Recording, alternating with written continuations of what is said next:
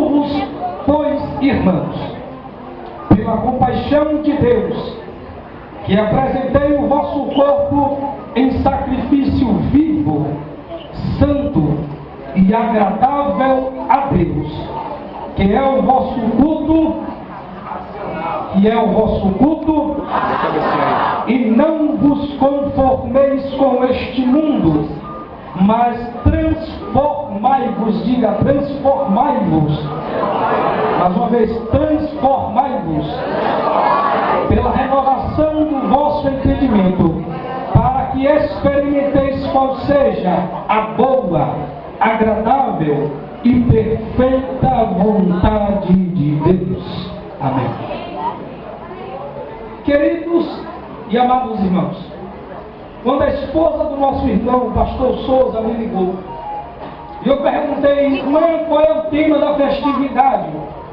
Ela me disse, primeira carta do apóstolo São Paulo aos Coríntios, capítulo 3, verso 16. Não sabeis vós que o vosso corpo é templo do Espírito Santo, e o Espírito Santo habita em vós? Mas o Senhor me trouxe algo maravilhoso na carta do apóstolo São Paulo, que ele escreveu aos Romanos, capítulo 12. E eu disse, Jesus confirma esta palavra.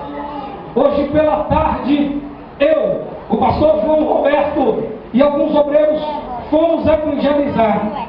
E chegamos na casa de uma irmã, ela está paraplégica e a sua voz foi embora. Ela está com uma amargura de alma, porque o seu casamento não deu certo e ela não consegue perdoar o seu ex-esposo. Satanás penetrou na sua vida, o espírito de mudez entrou sobre ela, ela não consegue mais falar, está sobre a cadeira de roda. E o pastor disse, minha filha, você tem que estar na perfeita vontade de Deus. Quando ele disse perfeita vontade de Deus, eu associei Romanos capítulo 12. Eu digo, opa, peraí, Jesus confirmou esta palavra agora à tarde. E é sobre isso, irmãos, que eu quero falar nesta noite. Eu costumo dar tema a todos os sermões que eu prego, mas esse sermão é um sermão textual. E vamos estar meditando sobre o texto aqui pregado, sobre o texto aqui oralido. Observe, irmãos, que o apóstolo São Paulo, ele escreve a carta aos Romanos. E no capítulo 1, verso 16 a seguir, ele vai descrevendo qual era a situação do povo romano.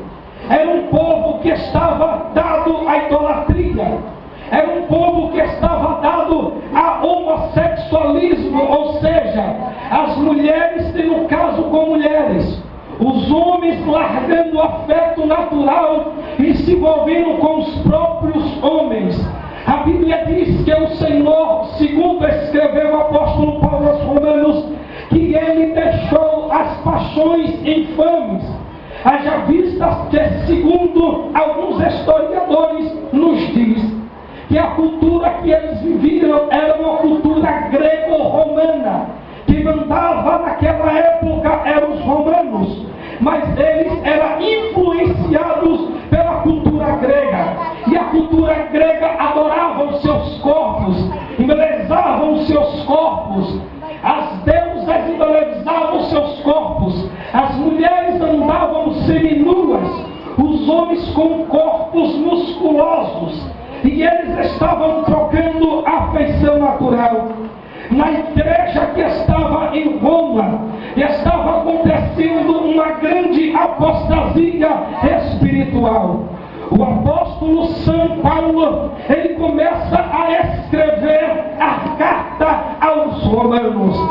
Aí nos deparamos com a carta aos Romanos, capítulo 12. E ele diz, rogo-vos, pois, irmãos. Rogar no grego quer dizer parakleon, e quer dizer literalmente chamar outro alguém, pedir ajuda a outro. Observe que o texto ele diz, rogo-vos, pois, irmãos, pela compaixão de Deus. Ou seja, ele estava rogando por alguém, e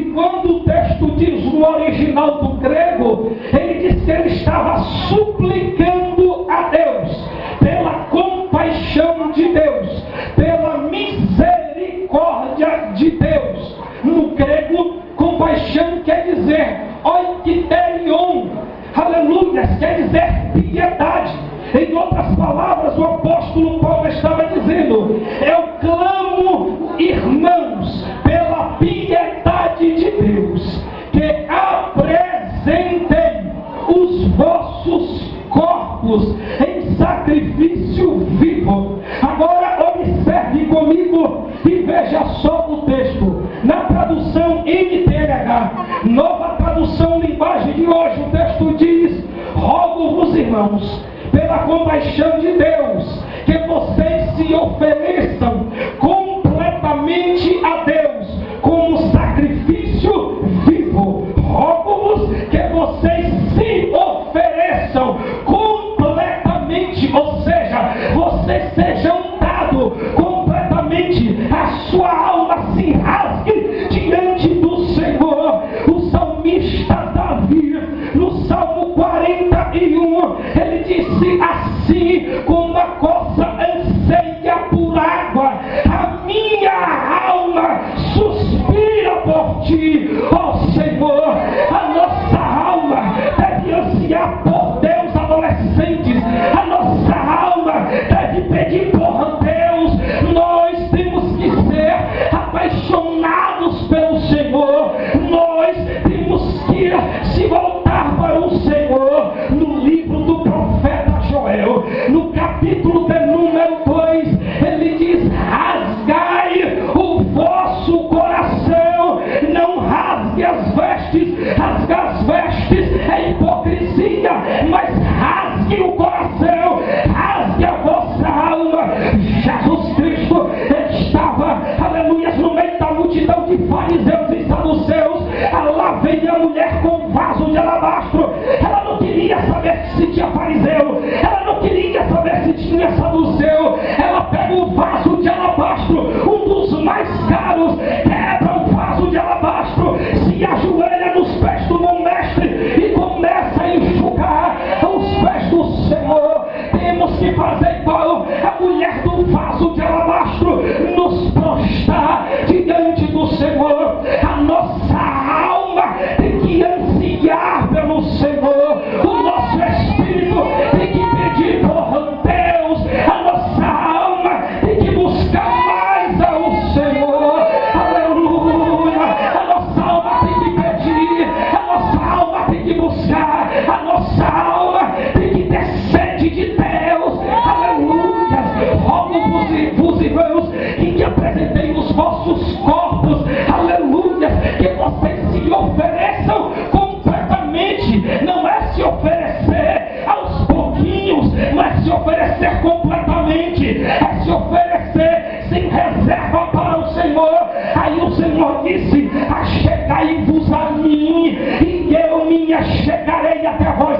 Deixa eu lhe dizer, e abrir um parênteses aqui esta noite: se você não se achegar até o Senhor não se achegará até você. Segundo as Crônicas, capítulo 7, verso de número 14: se o meu povo, esse se é condicional, se o meu povo que se chama pelo meu nome se humilhar, outra condição, e orar